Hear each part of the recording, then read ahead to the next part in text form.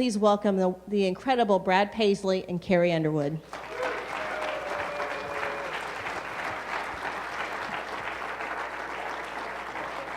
We've been working you pretty hard. Hey, how are you? What's fun on football game yesterday? Too bad your team lost. I made a lot of people mad. Yeah. Yeah, too bad they lost. Thank you. Sorry, this is Bob Dorshuk from CMA Close-Up Magazine. How you doing? Huh? Had a quick question for you. Let's look back to the Brad and Carrie who hosted for the very first time. Your first time doing the awards. I was at the press conference when you asked us all to pray for you. And, like I did again today. Can you compare your partnership, your way of working together, things you've learned, the most important things you've learned over these years of doing this? Let's compare specifically to year one and where you are now. What are the main differences as co-hosts? Well, we've done it now many times, so we're able to kind of call back on what worked. And I think that it's truly not me. I think it's truly a matter of figuring out who you are as a duo when you're up there and what that dynamic is. We've got that figured out. This year we started out with very little to joke about, but it came very easy. Quicker than I thought. Yeah. Don't you think? Yeah. And I think that's because our roles are established, whereas she holds down the fort, is extremely eloquent and funny and brilliant up there, and I'm an idiot. And it really does work that way. It really kind of feels like that's the role that we've fallen into in a good way.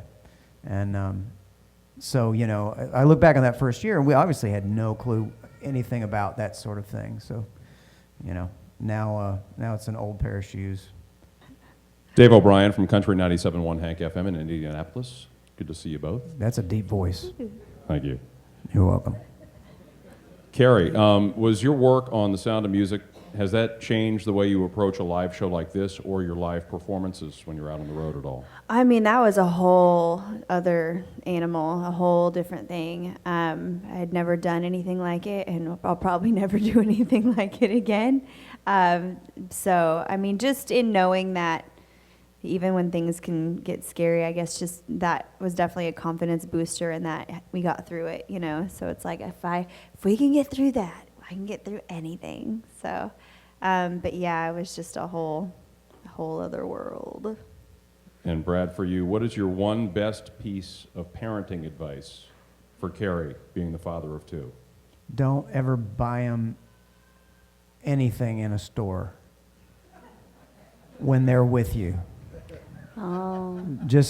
That's actually something, that's a rule we established early on. Well, like, we will go to Toys R Us, and they're only allowed to look. I've never purchased them anything at Toys R Us. We've made purchases there, but they saved their money, and it was their money, and it was hilarious watching the first time that Huck ever did it, and he put all this change and dollars and stuff out on the counter. There's a line 15 people deep watching this little kid get his piggy bank out. But when you let the genie out of the bottle and it's like, okay, I'll buy you that, that's when you got the kid laying on the ground kicking the floor, Yeah. throwing the fit. And it's so funny when we're there in Toys R Us, Toys R Us is funny that way. There's inevitably one kid in the store throwing a fit at any given time. And it's not mine because they just don't know any better. I think I'm going to keep that store a secret. Yeah, but don't ever Give buy me a anything secret in the store. Yeah, don't tell them about that store. And Toys R what? I don't know. And Chuck E. Cheese is a bad place. You never Terrible. take them I had a birthday like 5 years ago at Chuck E. Cheese. there. Really? Yeah, dude. You're going to be doing that We again. had them like it was after hours, so it's like we couldn't go there until after it closed. Tell them the bear But will it was will fun. eat them if you take them there. Ooh. Right over here, you both have water-related singles out right now, so I'm wondering, is that what you'll be performing on the show? Tell me about what we can expect from your performances. Perfect Storm. Yeah, that's what I'm singing. Are you singing Something- Perfect Storm? What? you I'm singing singing something? Perfect Storm too. Really? That's gonna be odd. awkward. She's going to do it a lot better than I do. Probably. Now, what can you tell us about your performances, just getting ready for that part of it, and how much preparation as compared to hosting? Like negligible amount comparatively. It's like, we did it today. It's like, just sing it. You know, it's like, blah, blah, blah. Yeah, sounds good. Looks good. Fine. Happy? Good. Sound right? Everybody hear anything? Good. It's kind Let's go of, back to the monologue. it's like a difficult like balance to try and figure out, because you want to do everything well, of course, but I mean, it kind of depends on what's the more complicated thing, and other things kind of suffer, I think, sometimes. But I saw you was looking good. Yeah. Your performance I didn't do was that looking but good. I'll bring it when there's people sitting there. Bring it.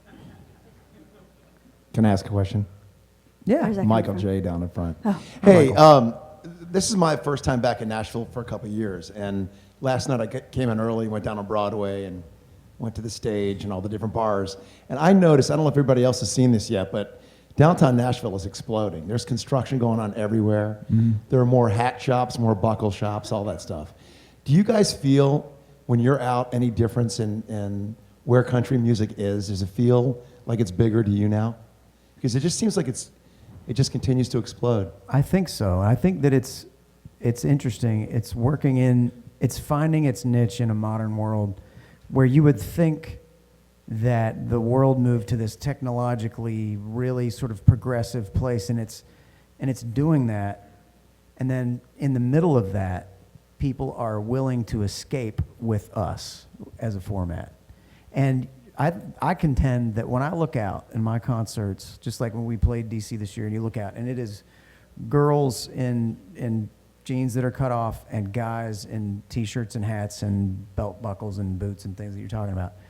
I contend that some of those people, a large portion of those people, either bought those clothes to wear to that concert or put them away till the next time. And we're an escape. And I think that it's a really fun thing to think about, that people live their lives and they dress a certain way, and they look a lot more like you people normally in their lives, which is to say dorky, and then dress cool like us when they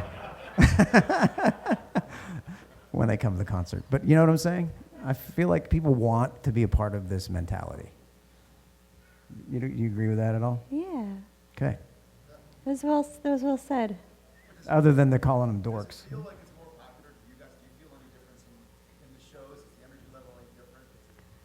I feel like, in our format, there's not a lot of there's actually real music and real singing and real stuff happening on stage. Yeah. We don't need a gazillion other people on stage with us, dancing around or whatever, to make it exciting. It just is exciting. And that's why you see so many country music tours doing so well on the road. And I think people just kind of want to come and be able to sing along to stuff that they can understand. And, Yeah. it's not a smoke show. It's just people getting up, doing what they do and doing it well. And people appreciate that. And they just want to go out and have a good time. And it's just real. Fitz in the Morning, The Wolf in Seattle, Washington. Hey, And Fitz. What's happening? Can you guys recall a joke, I don't know, over the past several years that you just did not want to tell on live television? Maybe you thought you were really going to offend someone. Is there something that comes to mind that just makes you absolute, that you could recall that you didn't even want to go near it? I've always wanted to tell them. I'm the worst one to ask. There's jokes I didn't get to tell, if that's what you mean. But everything we told on the air, I went out there believing in, or wouldn't have. It's not like anybody makes us say stuff and we're just we don't want to say this. I can't believe we have to say this. We're all a part of the process. So everything that we end up with, we're good with. A good example of what you're talking about, more likely, is that there are naysayers within the room, such as producer, director, writers, whoever. Somebody in there may have a problem with a joke. I'll give you one that they were really worried about, and that was last year when we handed out the feuding cards and said, you'll get your assignment for the evening. And of course, Luke got Zach. And, I had this idea of who someone got, and they said, you can't do that. And I said, why? It's funny because there's some reality happening right now about it. And I also know this person really well, and I know that person will laugh. And they said, well, then you have to call him. So I called him, and I said, can I tell this joke? I don't want to tell you what the joke is, but they're wanting me to run it by you. My question for you is, should I run it by you, or should I just go ahead and tell it? Would you rather be surprised? And he's like, oh, no, you're my friend. Surprise me. I don't want to know. And I'm talking about Darius. And the joke was, Darius, who have you got? And he looks, and it's Julianne Hough, which was right after Halloween. and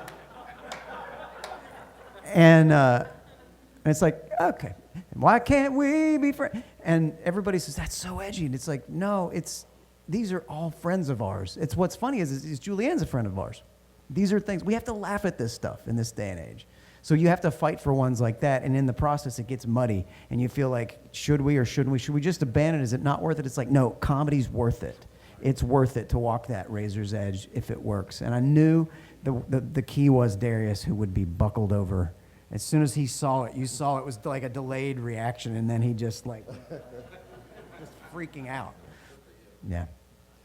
Hey guys, you're not only preparing for the awards now, but 2 days after that, you're taping CMA Country Christmas in the same venue, the Bridgestone.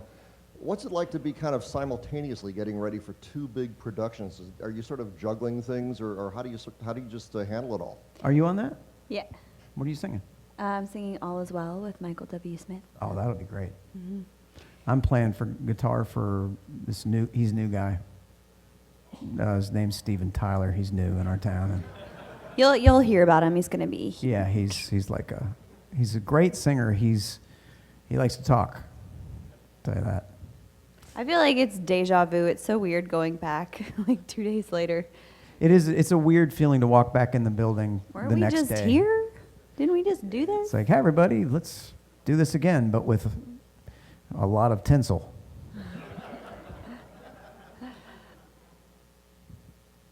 Danger from Froggy Radio in Pittsburgh. My question's for Brad or Carrie as well.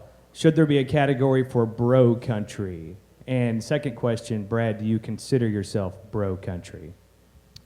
And what is bro country? Third question. Wow. That's a lot of questions. How come nobody ever asked me if I sing bro country? What's the opposite of bro country? Not going to say it on there. I think that,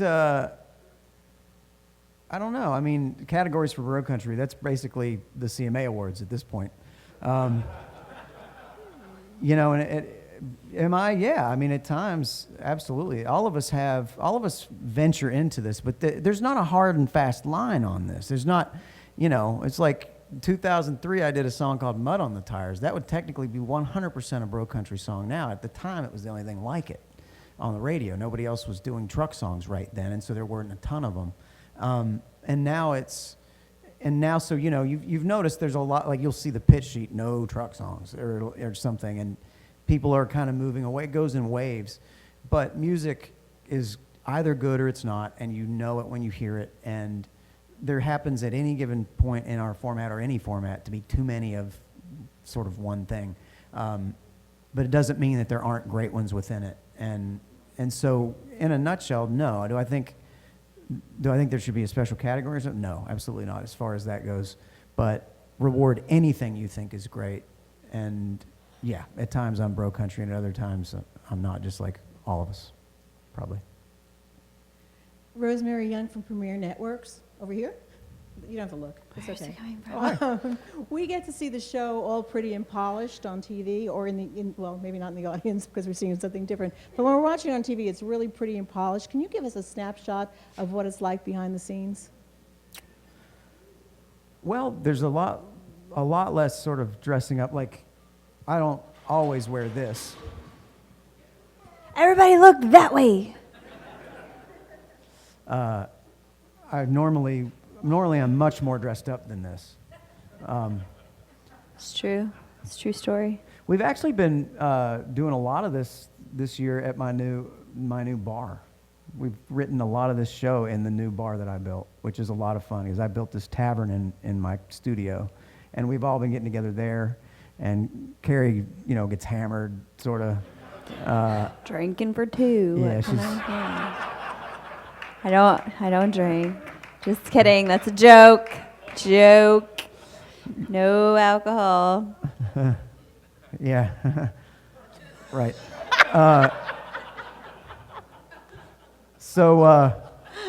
But no, it's been fun that way, and we just moved in today to the arena and started doing the rehearsals there, and it feels very comfortable again. I mean, back behind the scenes, we laugh a lot, we shake our heads no a lot, we tease our head writer David Wild a lot. You tease David. I make his life a living hell for a couple weeks, and I don't know why he comes back, but he does. But we love him, and I don't know. What's your insight? How does it feel to you? I mean, at this point, we know we're gonna get there. I feel like so. We know we're gonna get there. We've dealt with some stuff before that we thought we weren't, and then we did. So I feel much more calm about everything now. And yeah, I mean, on the parts leading up to it, I'm sure it kind of gets a little progressively more and more stressful because we're trying to like, what's our time? Like we got to do this again. Like no, we need this camera shot. We need this to be on us at this point. And but we got this. I think this year too, we're really focused on interacting a lot. I think that's the beauty of this format is the camaraderie and the people down there in the front, and I think you can expect heavy involvement, unwitting involvement from them, but they're a part of this whether they realize it or not when they walk in and sit down. Hi guys, Sean Parr from Dash Nights Live, and not the voice of the 48th Annual CMA Awards on ABC. I don't know, it's a habit, I'm sorry. But you guys have worked so hard, first of all, and again, congratulations on an amazing 7-year run. You guys have worked so hard, as you said, even when you're rehearsing and getting together at your bar. And Carrie, when we talked earlier, you talked about always, tweeting and getting back and forth, texting with Brad. You worked so hard on this amazing telecast. Is this going to be the finale for you? You've had such phenomenal years. When do you shut it down? They already trying to kick us out, Brad. He's trying to get rid of us. I sense that already. Oh, you never know. We kind of always have taken it year by year and just kind of been like, because I'm sure we'll know, and they'll know, and everybody will know. I think it'll. Or they won't. Be, they'll just finally say, "You guys need to get a clue." We'll know when we're. Yeah. But I mean, I'll do it as long as I think they want us, and if you want us, and people like it, and we're doing good. And thanks. That's nice. That one person clapping over that way, that was sincere. The rest of you. Our followers. You're just like, it's going to be awkward if nobody claps. My name's Tim Taylor. I work for The Wolf in Portland, CMA Station of the Year, 2010. Mike Moore's my boss. Bragger. He's an awesome guy. Brad, Carrie, thank you for doing this. I just thought it'd be really cool to talk to you guys, and that's really all I had. Maybe one question. So 7 years, here we are. How long? They kind of hit on that, but is it getting heavy? Are you tired of carrying him, or I just wanted you to touch on it. It does. I'm just so glad somebody finally recognized what I've been going through. It's so difficult. We both have strong points and weak points, and I feel like that's why we're a really good team. Because do what? I could point. No. How long do you? I'm just kidding. Yeah. No, but that's why we're a good team. And different writing things and stuff, we're both good at different things and balancing each other out. So it's Well, good. and I will that's say on fine. behalf of the I agree. CMA that we're not tired of Brad and Carrie, so we're certainly planning on Thank you. coming back after year 7. If any of the on-air talent that would like their picture taken with Brad and Carrie before we lose them so they can get some sleep tonight, come on up, we'll take a group shot, and then we'll wrap up with one more segment and send you home. Purell. Does anyone have Purell?